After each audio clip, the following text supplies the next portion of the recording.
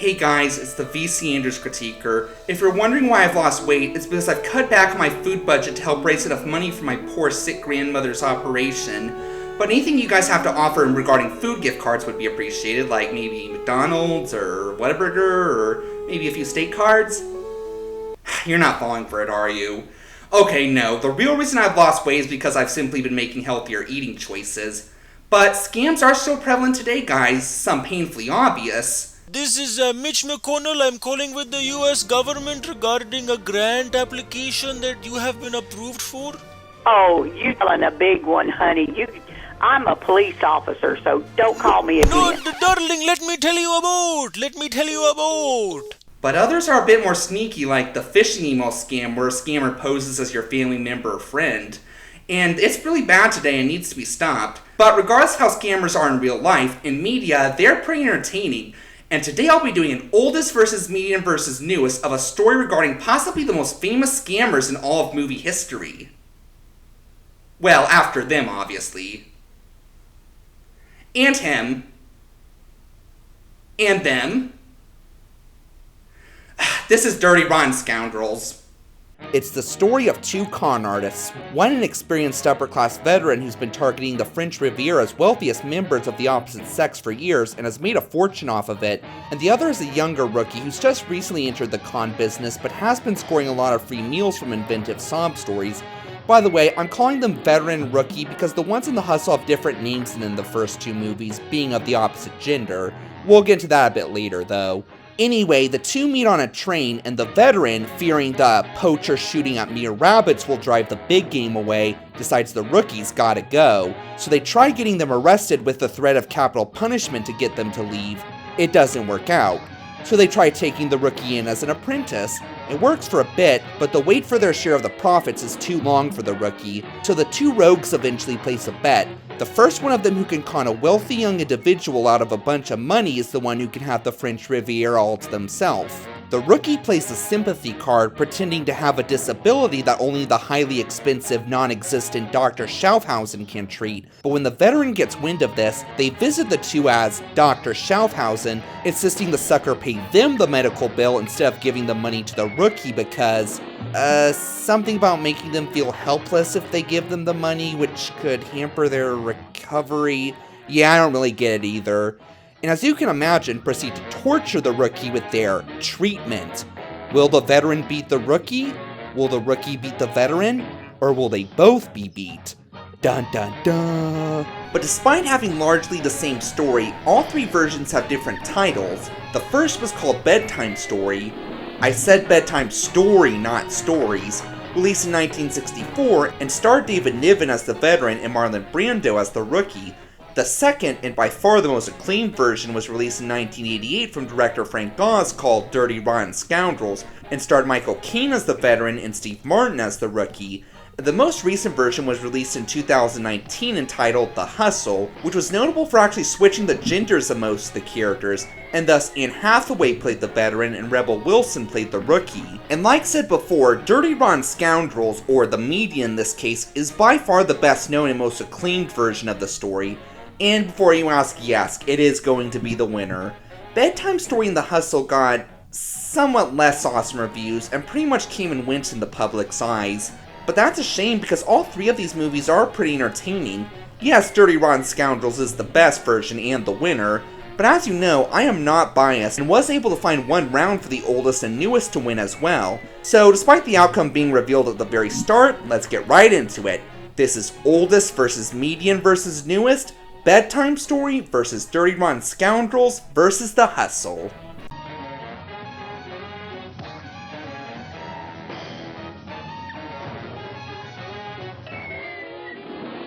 I think we can all agree that scamming does get harder and harder as time goes on, but unfortunately, while society gets wiser, so do scammers who come up with more crafty and sneaky tricks, and with their elegance and grace, it's really hard to spot out these veteran cons. But will it be just as hard to spot out which veteran con our story is the best? Well, let's see. This is Best Veteran Con.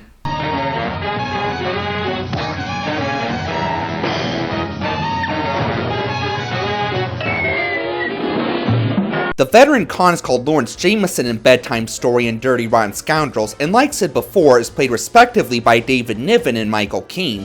In The Hustle, the female version of the character is called Josephine Chesterfield, and like I also said before, is played by Anne Hathaway.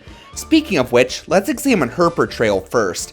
Now I gotta admit, Hathaway did a lot better at this character than I was expecting. I didn't think she would stand a chance at capturing the upper-class Britishness of Niven or Caine, but she actually kinda crushed it.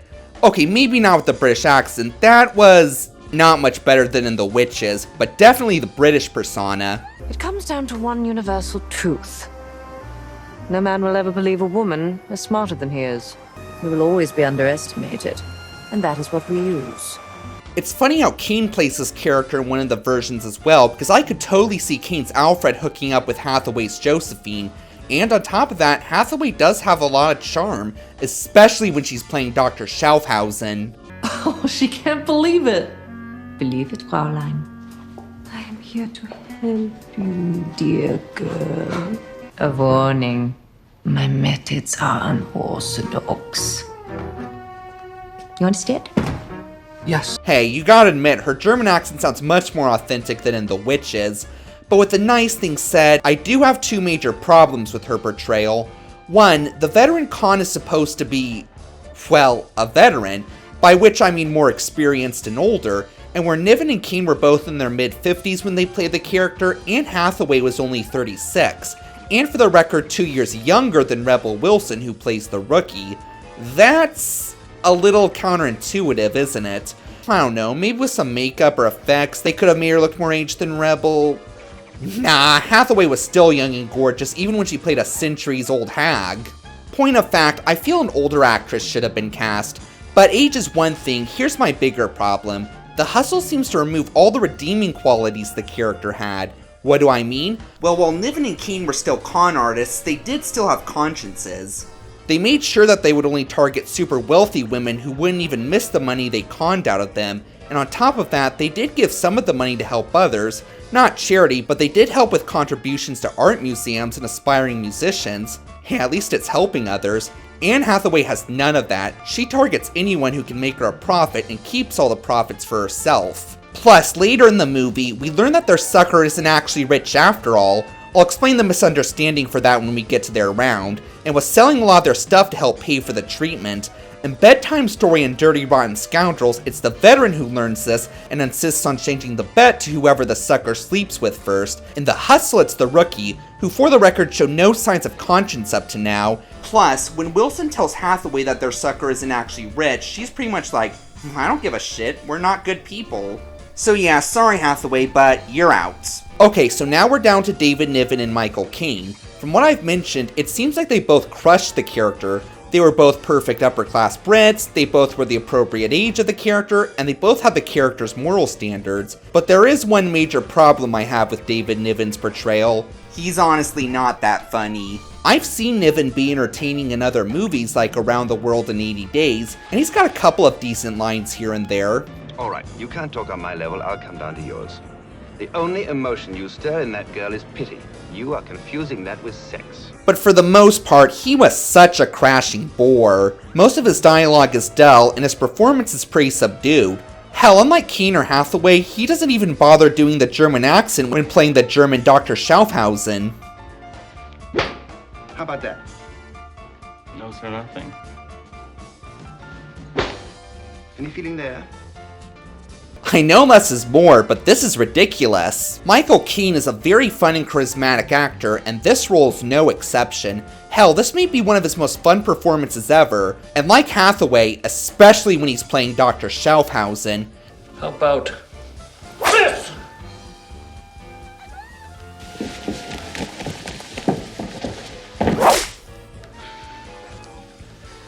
Any feelings there?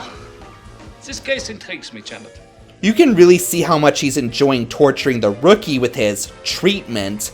And on top of that, as I'm sure a lot of you know, Caine just has this natural warmth and gentleness to him, so you can totally see this guy having standards for conning. You barely know Freddy, but you'd sell everything you owned for him? Well, it's not everything. I'm keeping the mink. Niven had warmth too, but it didn't feel quite as strong as Caine's. I mean, this guy didn't play Alfred in the Dark Knight movies for nothing. So, simply put, all three actors brought something to the role, but Kane was definitely the best, having the right age and conscience of the character, but also managed to be quite entertaining. Point goes to Dirty Rotten Scoundrels. You turn it into a garbage dump. I'm offended now. But even the greatest con artists have to start somewhere, be it scamming kids for quarters to buy jawbreakers, or using the usual sick grandma needs surgery story that probably no one would believe today. But being a junior rookie doesn't automatically make you an inferior con, as the veteran con in our story soon finds out.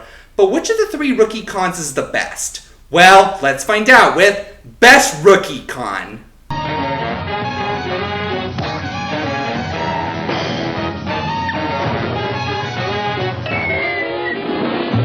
The rookie con is called Freddie Benson. I'm not even sure I should take her out. Just take the girl out, kiss her, then step back before she pukes. No, not that Freddie Benson. In Bedtime Story and Dirty Rotten Scoundrels, and like said before, is played respectively by Marlon Brando and Steve Martin. In The Hustle, the female version of the character is called Penny Rust, and like I also said before, is played by Rebel Wilson. And like Hathaway, let's start with Wilson. One big thing I will say about her is, even though she was technically older than Hathaway, she really did give off the natural vibe of being a young, just recently into the business rookie con. The way she talks and acts just feels so much like a teenage girl who loves to just, well, live. And more importantly, like Hathaway, she's very funny. What do you have in you by way of liquidity? I think I have a travel-size KY jelly in my bag. It's peach-flavored. Cash. Penny, how much cash do you have at your disposal? Why would I want to be like you? I don't want to be some loser that looks like a colourful Beetlejuice. Oh, sorry, Julie Andrews just called. She said she wants her voice back. Guys love asses, but not when there's something already stuck up there. Yeah, she's got you there, Hathaway. But here's my problem. The rookie's meant to be a suave ladies' man, or rather, men's lady in her case, and I just don't get that from Wilson. Let me clarify, it has nothing to do with her being a little heavy.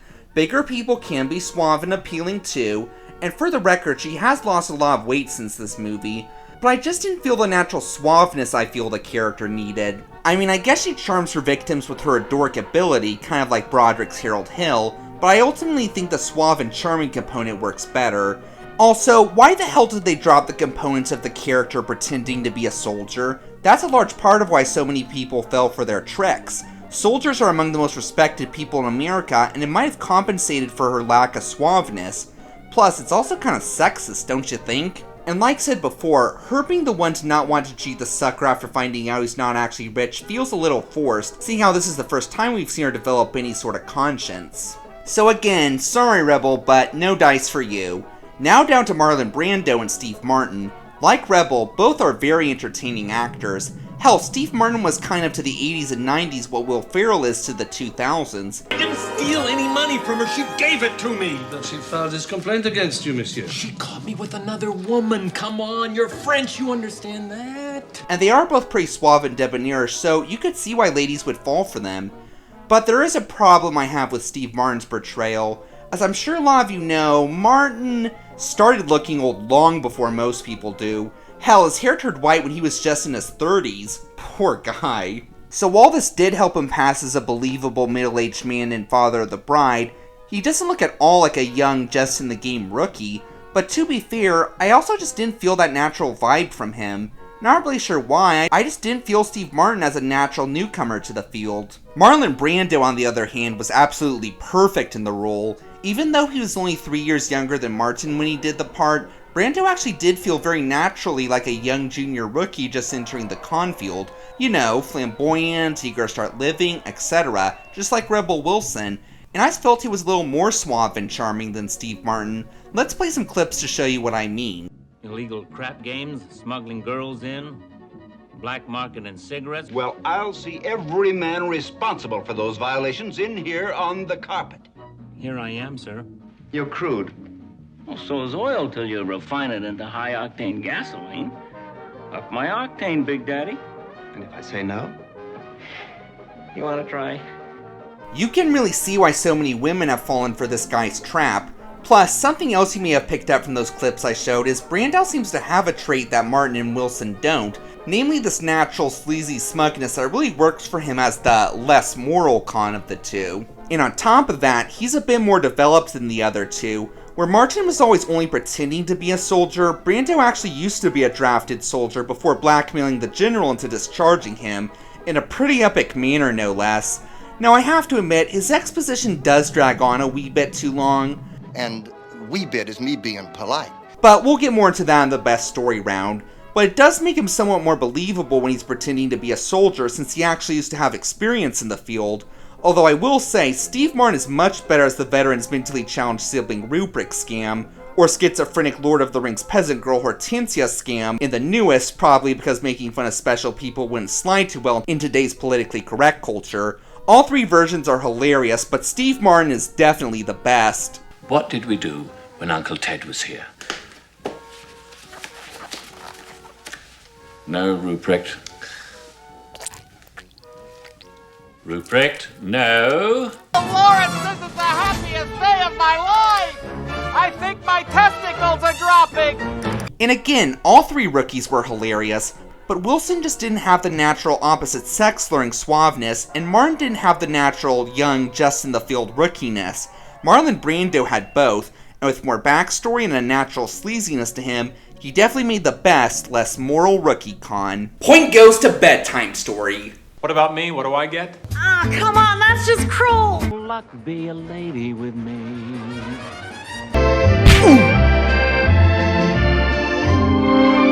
Another piece of common knowledge is that most scam victims are the super good-hearted, but also the super naive. Those who want to do unreasonable good demands, and also want too good to be true deals. So let's see who captured that representation of the poor American sucker with Best Sucker.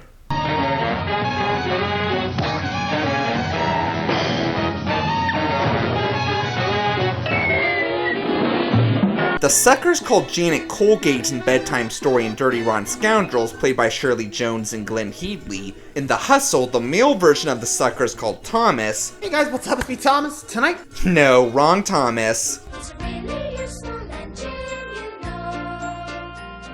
Still wrong Thomas. Thank you. Thomas Westerberg, played by Alex Sharp. All three versions of the character are charmingly adorable, but my personal favorite is Glenn Headley in The Median. Why? Well, first of all, just look at her. Isn't this just the geekiest Shelley Duvall-esque dorky but also good-hearted lady you've ever seen? Now, who is the one person in this world, outside of your grandmother, that you would like most to see right at this moment? Who? Dr. Emil Schofhausen! Look, Doctor, he's so happy he's crying.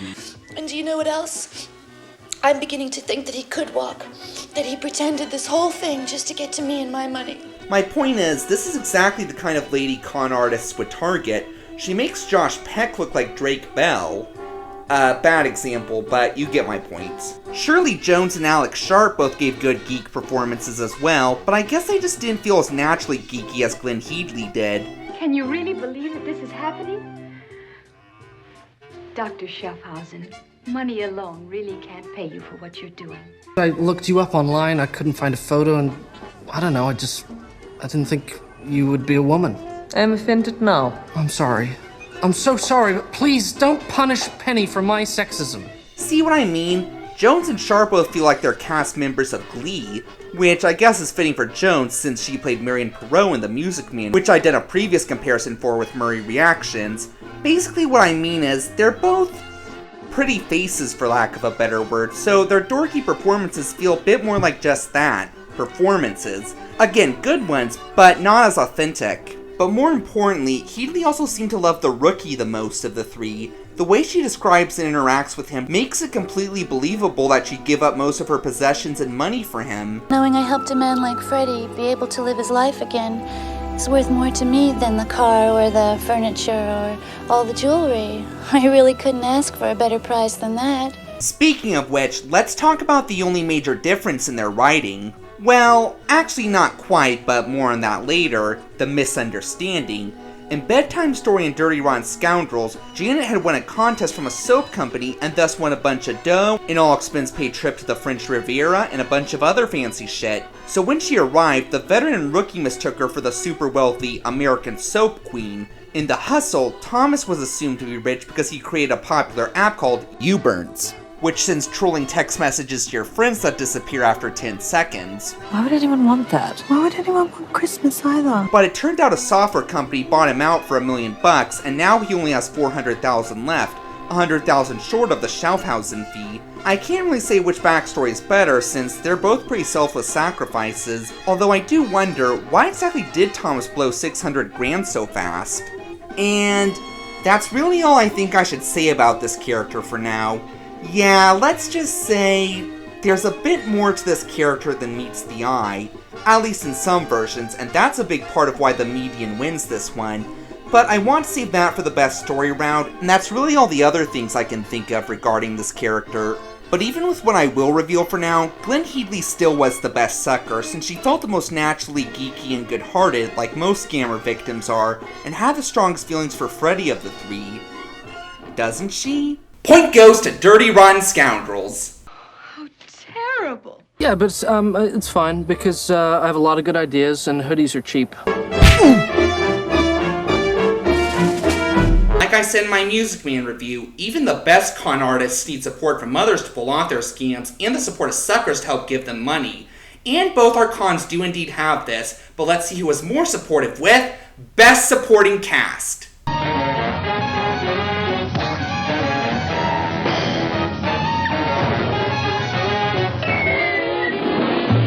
So as you may have guessed, considering how I said at the beginning that the oldest and newest would win at least one round each, and there's no way in hell that the best story round won't go to Dirty Rotten Scoundrels, this is in fact the round that The Hustle wins. Let's start with the biggest side character, the veteran's valet/partner in crime, and the fact that they're a police officer really works in the veteran's favor.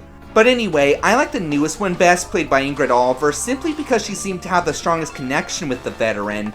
And the oldest and median, their relationship always felt solely professional. It was a good professional relationship, sure, but it didn't feel like anything more. In The Hustle, the two actually felt like good friends who liked to get drunk together on Saturday night. Maybe that's because she had a very similar snobby but hilarious bitchiness to Hathaway in this version, hence why they connected the best. You know, the water level at the quarry is higher than normal this time of year. And they would not find her body until the spring. Just say the word, or don't, and you maintain your innocence, and I will do it anyway. Then there's the veteran's butler, whose purpose in the first two films is really just to show that the veteran is rich enough to afford a butler. In The Hustle, he doesn't have much more personality, but he actually participates in the veteran's scams, and shows that he actually does have a bit of a smug asshole side to him, just like his co-workers. What about the other suckers that the veteran and rookie con in the first half of the film? I guess The Hustle again. Why? Well, in Bedtime Story and Dirty Rotten Scoundrels, the veteran and rookie use mostly the same scams throughout. The veteran pretending to be a prince in need of money to rescue his people from slavery, and the rookie needing money for his sick grandma's operation. And the women are all ditzy airheads, so they're funny, I guess. But in The Hustle, the veteran and rookie use a wider variety of scams, allowing for more comedic possibilities with the victims. Wilson gets a very funny intro scene where she meets a very loving and supportive guy at a bar that she catfished online, pretending to be her overweight sister. This is the girl that I'm gonna let keep my babies, and I will pay her her due child support. I will visit every other weekend. Can you love her birth defect? Of course I can. Maybe it's on the inside, right? Like it's in her brain or in her heart. See? What a charming dude. Anyway, she tells him that Madison was too ashamed to come because the birth defect in question was undersized breasts, but with $500, she could get plastic surgery to make said breasts the size of Trump's ego, and he gladly is about to Venmo her the money, before one of Penny's victims shows up with the cops, thwarting what would have been very satisfying karma on this asshole. Hathaway also has a pretty funny intro scene where she seduces a dorky old man who's willing to trade his late mother's $500,000 bracelet for sex. And keep in mind he's already married, and she has her sidekick cop come and pretend to arrest her for stealing chips from a nice old man who's actually the butler, and demand she return the bracelet. and she swaps it out for a fake and keeps the original one for herself, saving her an unbearable one-night stand with a middle-aged pervert. Plus, we see more of their reactions to the scams, like the guy who the rookie cons into buying a free meal, in this case a sob story about having to pay ransom for her sister's kidnapping, since again, no one in their right minds today would fall for that grandma needs surgery sob story. Anyway, we see him reacting when she orders about 3 meals for herself like, bitch, you really gotta take advantage of a guy's generosity? We also see the victims call off the wedding after meeting the veteran's crazy sibling, and gladly let her keep the wedding ring just to get away from them. Plus, to the Hustle's credit, they actually explain how the veteran rookie profited from this scam. Yeah, they never really revealed what the goal with the scam was in the first 2 movies. And need we forget this guy? Deze jonge man niet geïnteresseerd in seks met jou. Zeker weten. Hij is wel mijn type. Vergiet het, man. So are there any characters exclusive to any version? Well, again, Bedtime Story has Freddy's former commanding officer whom he blackmails into discharging him to avoid the public shame of one of his soldiers sleeping with the Baron's daughter. Are you suggesting, sir, that I lie under oath? I'll be the laughingstock of the whole European command. And I guess The Hustle does have one other character exclusive to it, but again, I think I should save that for the best story round. So all things considered, it seems like The Hustle has the most memorable supporting cast. Point goes to The Hustle. I still feel guilty. And you are a vagrant, an unknown. So even though I've already announced the winner, a good con artist never leaves anything to chance, so why don't we now take a look at Best Story.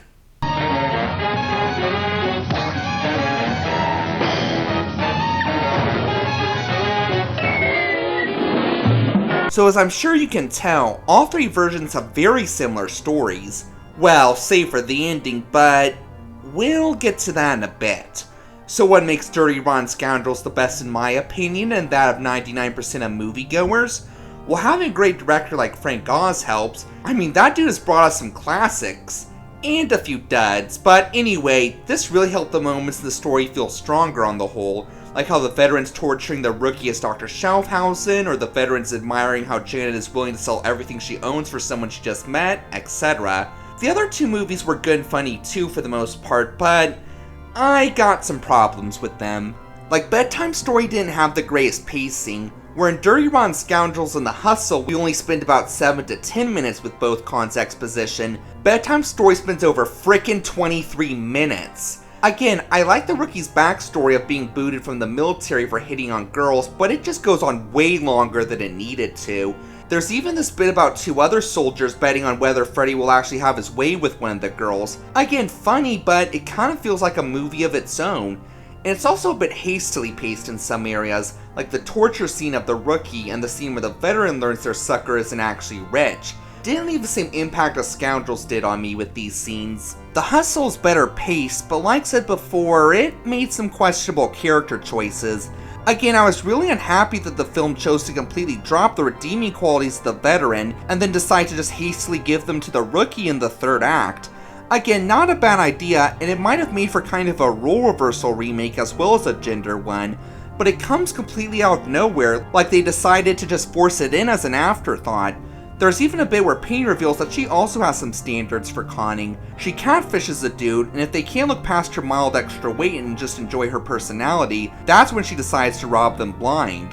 But when Thomas looks at me, he doesn't do that. He's just different. He's a genuinely nice person. Yeah, but we're not nice women, Penny, are we? And this isn't a likability contest. This would have worked much better if we had learned this sooner like we did with the veteran's conscience in the first 2 movies. But it's a little late in the game to leave the same impact. And again, shame on the filmmakers for dropping the soldier components of the character. Sexists. How about the fact that The Hustle changes the rookie's fake disability from crippledness to blindness? I honestly had no problem with that. It does allow for some new ways for the veteran to treat the rookie. None of them are quite as funny as the leg paddling scene, but I did still get some pretty good laughs from them. I also like some of the ways The Hustle updated the story. Like in this version, after the rookie goes on with the Dr. Schaufhausen bullshit, the sucker naturally tries to Google them on their phone, and the rookie has to think quick and say that Schaufhausen's a very reclusive doctor and likes to keep a low profile, hence why they won't find anything about them online. and the veteran is able to get the sucker's attention by posting on Twitter that Dr. Schaffhausen's status is in that very hotel. These are very neat ideas. And if you're wondering why Bedtime Story is called, well, Bedtime Story, it's because the opening jokingly starts out in the style of a children's fairy tale bedtime story. It's even a frickin' pop-up book. Once upon a time, in a castle by the sea, there lived a handsome prince. Well, it wasn't really a castle. It was a chateau on the French Riviera. And he wasn't really a prince, though people thought he was, especially his victims. Meanwhile, in a forest surrounding a little German village, there was a wolf. He prowled the countryside in search of victims. Like the prince, he too preyed only upon women. Yes, it is pretty funny, but the storytelling style is dropped immediately afterwards, really hampering the relevance of the title, Bedtime Story. But okay, let's get into the big reason Dirty Rotten Scoundrels is the best, the ending. So in the first two versions, once the bed is changed to whoever the sucker sleeps with first, the veteran decides to just cut it short and sweet talks the sucker into leaving the French Riviera to see if the rookie truly loves them enough to go after them, all while he has the rookie neutralized. It almost works, but she decides she just can't leave the rookie, whom had recently been cured, and the two get into bed together, and thus the veteran loses the bet. But he's a good sport about this and is prepared to shake the rookie's hand and say, good game. But this is where the stories diverge. In the oldest, the rookie reveals that he's actually fallen in love with Janet and even married her the previous night. So yeah, he's set to go back to America with her, but he's worried he won't be a good husband for her. The veteran's like, nah, you'll be great. And the veteran has his full territory back, and the rookie and sucker both live happily ever after. Yeah, I'm sorry, but that's bullshit. The rookie forcibly developing feelings for the sucker at the start of the third act of the newest was forced enough, but at the very end they decide to give them a conscience and have them actually get married. That is just such lazy writing. In the median, Janet comes to Lawrence's house and reveals that Freddy locked her up and stole everything she had, even though he'd won the bet. Lawrence is shocked and pays Janet what Freddy stole from her, but Janet gives it back and flies off to America. Just when Freddy comes and reveals she actually locked him up and stole all his stuff. And it turns out the sucker didn't actually give the veteran the money back, but instead gave him her calling card as the Jackal, a respected con artist the two had mentioned throughout the movie, and whom I never mentioned because you would have immediately guessed who it is. The ending of The Hustle is very similar, but it doesn't work as well. So as you may have guessed, the roles are switched in this scene, where it looks like the veteran robbed the sucker and the rookie covers their losses. But here's one problem.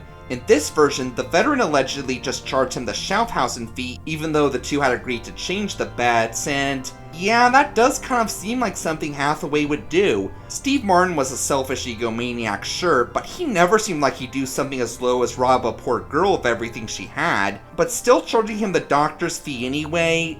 Yeah, that's plausible for Hathaway here.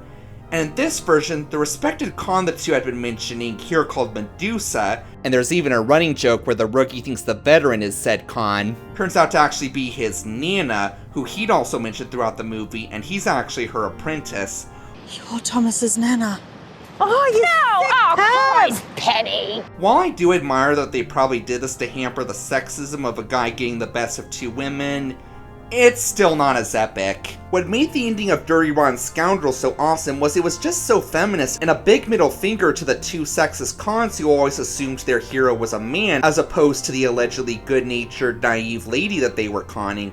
I mean, I guess it is still ultimately better in The Hustle that it's still ultimately a woman conning the two and the sucker is just her lackey, but it's still just not the same. And while I love the ending where the sucker comes back and tells them they want to form an alliance with the two, where in the newest we learn that Thomas's nerdy voice is genuine, in the median we learn their completely natural and believable dorky voice was in Act 2, and she's actually got quite a badass one. Are you ready? Then let's go get him. And again, all three versions of the story are good and funny on the whole, but I gotta go with the crowd on this one.